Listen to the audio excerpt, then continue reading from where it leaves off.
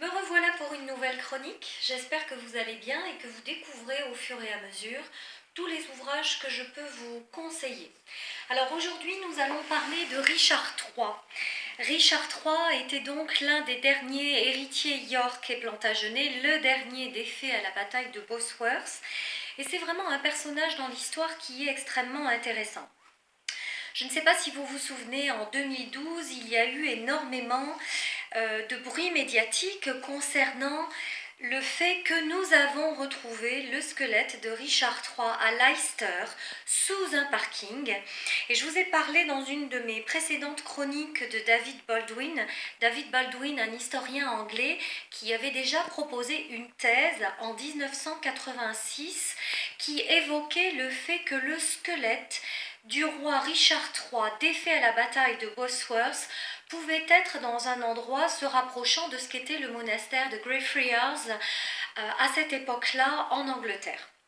Alors là, je vais vous parler un petit peu du personnage et je vais vous parler ensuite de ses recherches et des historiens qui ont travaillé là-dessus.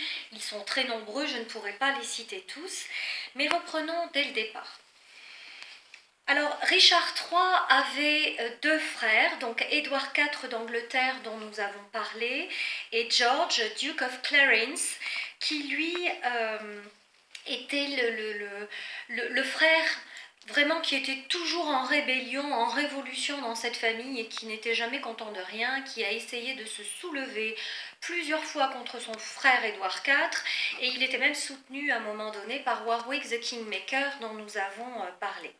Alors notre Richard III a passé une partie de son enfance, je vous l'ai dit dans mes autres chroniques, au château de Middleham Castle dans le Yorkshire en Angleterre, et c'est l'un des plus beaux et des plus grands châteaux du nord de l'Angleterre. C'était vraiment une coutume à l'époque que les familles royales envoient leurs enfants chez les grands du royaume pour parfaire leur éducation, pour pouvoir devenir de vrais guerriers et pour pouvoir obtenir vraiment des cartes pour maîtriser la politique du territoire. Alors là, évidemment, Richard va chez son oncle, Richard Neville, Warwick the Kingmaker, qui est un personnage absolument fabuleux. Nous en parlerons dans une autre de mes chroniques. Alors, Richard III va épouser la fille de Warwick the Kingmaker, Anne Neville, et ils vont avoir une vie somme toute relativement tranquille jusqu'à la mort d'Édouard IV.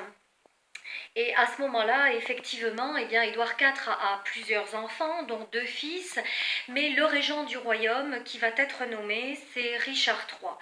Et il va se passer quelque chose qui est encore relativement inexpliqué au niveau de l'histoire. Les deux enfants d'Édouard IV et d'Élisabeth Woodville vont être envoyés à la Tour de Londres et vont mystérieusement disparaître. C'est le mystère des deux petits princes disparus. Nous ne savons absolument pas ce qu'il est advenu. Je vous en ai parlé dans l'une de mes chroniques. Voilà. Alors, qu'est-ce qui va se passer? Eh bien, Richard III va faire des mécontents, bien évidemment, par rapport à l'enfermement de ces petits princes et de ce qui se passe par rapport à la gestion du royaume. Et il y a la montée d'Henri Tudor qui va vouloir reprendre le trône. Et il va y avoir une terrible bataille en 1485 à Bosworth où le roi, effectivement, Richard III va être défait, va être tué par les troupes d'Henri VII. Alors c'est quelque chose d'absolument incroyable parce qu'effectivement il combat à cheval, il tombe de cheval, il a sa couronne sur la tête, donc on le reconnaît parfaitement, il n'y a pas de problème, on ne peut pas se tromper, c'est le roi.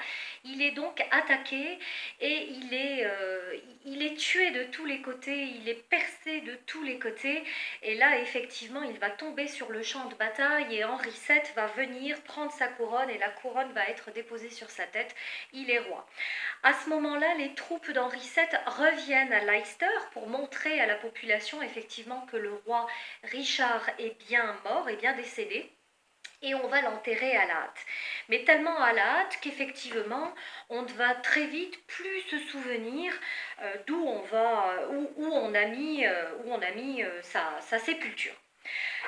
D'ailleurs, 10 ans plus tard, Henri VII va proposer une toute petite pierre tombale pour Richard III, et ensuite l'espace du monastère disparaît lors de la dissolution des monastères sous Henri VIII, et donc effectivement on perd la trace de la sépulture de ce roi-là. Donc les historiens contemporains vont travailler, vont rechercher, et effectivement en 2012 on fait des fouilles et on trouve sous un parking de Leicester